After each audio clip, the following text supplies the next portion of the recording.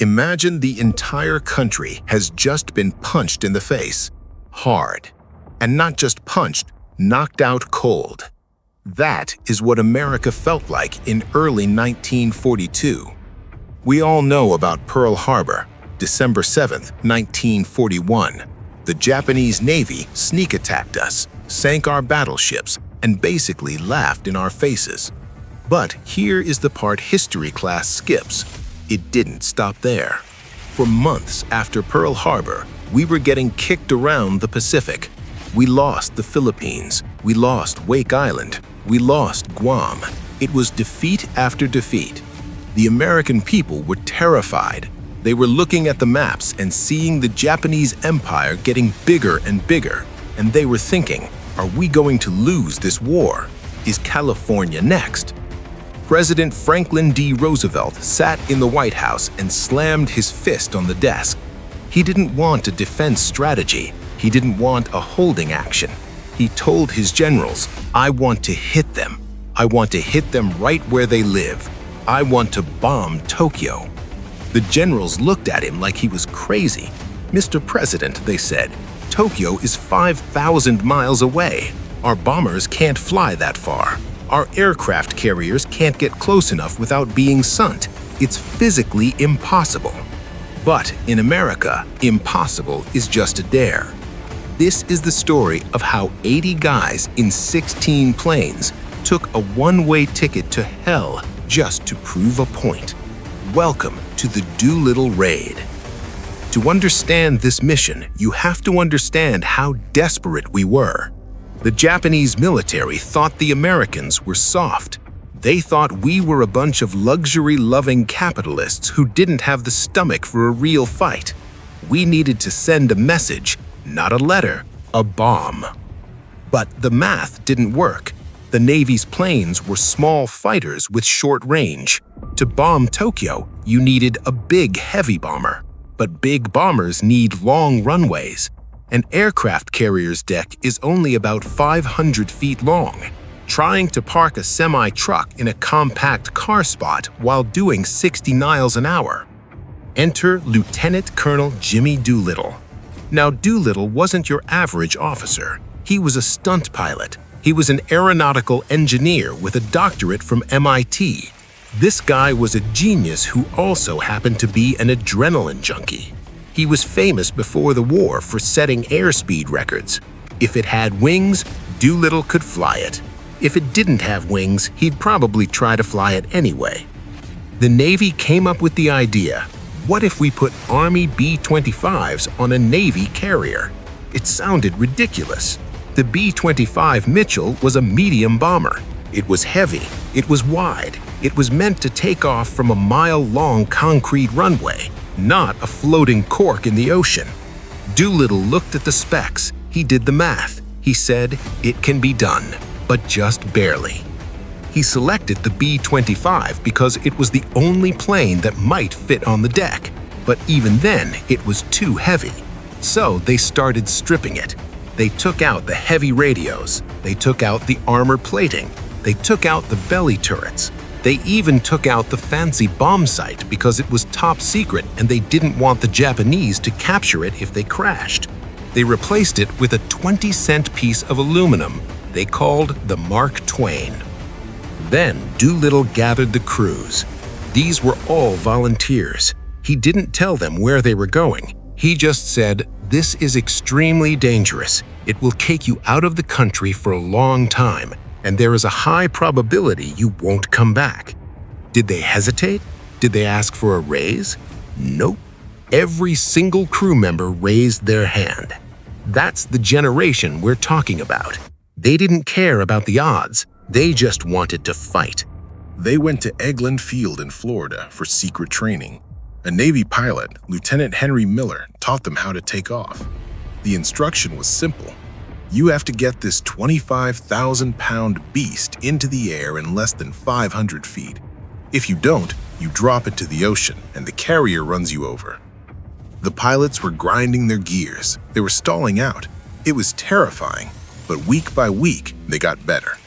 They learned to rev the engines to max power while holding the brakes, getting the plane shaking like a leaf. and then popping the brakes to shoot forward like a slingshot. April 1942, the USS Hornet, a massive aircraft carrier, is loaded up. They used a crane to lift 16 B-25 bombers onto the flight deck. They were packed so tight that the tail of one plane was practically touching the nose of the next one. This meant the planes couldn't be moved. They were stuck on deck. If Japanese planes attacked the Hornet, the carrier couldn't launch its own fighter jets to defend itself because the bombers were blocking the runway. They were sitting ducks. The fleet sailed across the Pacific in total radio silence. No letters home, no radio calls, just the sound of the ocean. The plan was to get within 400 miles of Japan, launch the planes at night, bomb Tokyo, and then land in China in the morning. It was a solid plan. But as the saying goes, no plan survives contact with the enemy. On the morning of April 18th, about 650 miles from Japan, way further than they planned, they were spotted. A small Japanese patrol boat saw the carrier. The USS Nashville blew the boat out of the water, but not before it sent a radio warning to Tokyo. The alarm bells rang on the Hornet. "General quarters!" Doolittle and the ship's captain, Admiral Halsey, had a choice: turn back and save the fleet, or launch now, 200 miles earlier than planned, knowing the planes would run out of gas before they reached the safe airfields in China. Doolittle didn't blink. He said, "Let's go." The loudspeakers blared. "Army pilots, man your planes!" We are about to watch 80 men fly into the history books. But before they take off, I need you to do something for me. This channel is dedicated to the stories they don't teach in school anymore. If you want to keep American history alive, hit that subscribe button and turn on notifications. Don't let these stories fade away. Join the squadron. Now, let's light the fires. The weather was horrendous. A gale was blowing. The waves were 30 feet high. The carrier deck was heaving up and down like a roller coaster. If you time your takeoff wrong, the ship dips down and you fly right into the ocean. If you time it right, the ship bucks up and throws you into the sky. Doolittle was the first to go. He had the shortest runway, only about 460 feet. He revved his engines until the whole ship vibrated. The flagman dropped his arm. Doolittle released the brakes. The B-25 lurched forward. It was slow, too slow. The wind was hammering it. As he reached the end of the deck, the ship dipped. Doolittle pulled back on the stick. He cleared the deck by inches. He stayed low, fighting for airspeed. The sailors on the deck held their breath, and then they cheered. He was up. But now 15 other planes had to do the same thing. One by one, they roared down the deck. One plane actually slipped backward before taking off. Another dipped so low its wheels touched the water. But miraculously, all 16 planes made it into the air. Now came the long flight. Hours of silence. Just the drone of the engines and the fuel gauge dropping lower and lower. They reached Japan around noon. They expected heavy resistance. But here's the thing. The Japanese didn't believe it. They saw the planes coming, but they thought it was a training exercise. They were so confident that America couldn't touch them that they didn't even sound the air raid sirens until the bombs started falling. The raiders hit their targets: oil depots, steel mills, factories. They weren't bombing civilians, they were hitting the war machine. Anti-aircraft fire started popping up, black puffs of smoke in the sky. But the B-25s were fast. They dropped their payloads, banked hard, and got the heck out of there. Doolittle looked down and saw the smoke rising. He knew he had done it. They had touched the untouchable. But the celebration was short. They were still hundreds of miles from China. The sun went down. The weather turned bad again, rain and fog, and the fuel lights started flickering. They realized they weren't going to make the airfields. Doolittle gave the order: bail out or crash land. It was a disaster. 15 planes crashed in China. One landed in Russia. Doolittle bailed out into the pitch-black night, landing at a pile of dung in a rice paddy. He sat there in the mud, convinced the mission was a failure. He thought he lost all his men. He thought he would be court-martialed for losing all 16 planes. But he was wrong. The Chinese people, villagers who'd never seen an American before, found them. They hid them from the Japanese patrols. They fed them. They carried the wounded down mountains. The Japanese army was furious. They launched a massive search, destroying entire villages just to find these pilots. The Chinese paid a heavy price for helping our boys, and we should never forget that. Of the 80 men, 3 died in the crashes, 8 were captured by the Japanese, 3 were executed, but 69 made it back. When Doolittle returned home, he didn't get a court-martial. He got the Medal of Honor. FDR promoted him to general. The raid didn't win the war militarily. The damage to Tokyo was small, but psychologically, it was a nuclear bomb. The Japanese Navy panicked.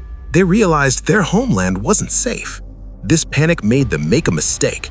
They tried to expand too fast, leading them into a trap a few months later at a place called Midway. For Americans, it was the proof we needed. We weren't defeated. We were just getting started.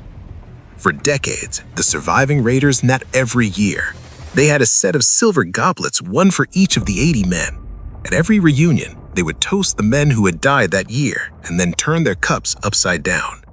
The last raider, Richard Cole, Doolittle's co-pilot, passed away in 2019 at the age of 103. The Doolittle Raid reminds us that when the chips are down, when the experts say it's impossible, that is when Americans do their best work. If you enjoyed this flight into history, leave a comment. Would you have volunteered for the one-way ticket? Next time on Valor and Heritage, we're trading wings for wheels. We're going to meet the most feared general of the war, a man who slapped soldiers and raced tanks across Europe. You know who I'm talking about. Get ready for Patton. Keep the legacy alive.